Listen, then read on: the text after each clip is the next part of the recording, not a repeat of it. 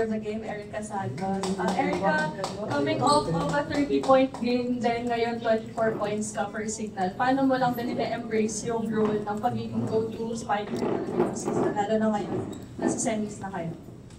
Tinitake ko lang siya as motivation kasi yun nga, yung mga sets, yung mga repetitions na yung mga binibigay sa akin na tiwala, parang ini-embrace ko na which is parang nag-reflect din ako na okay, ito pala yung role, so ini-embrace ko siya and tinitake ko as motivation.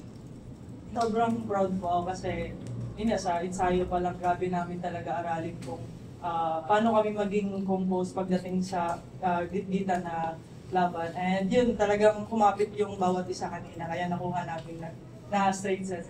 Kaya, and nagpapasarap din ako sa coach kasi sila yung nag-remind kung ano yung strength namin na i-apply sa loob.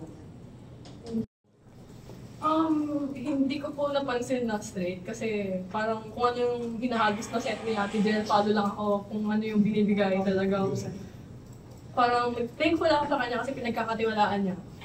Then can you talk about naman yung connection mo with Erica? Maganda yung nilalaro niya this pre-season kahit bago ka din pa lang sa inyo. Di ba? Kasi si Erica naman,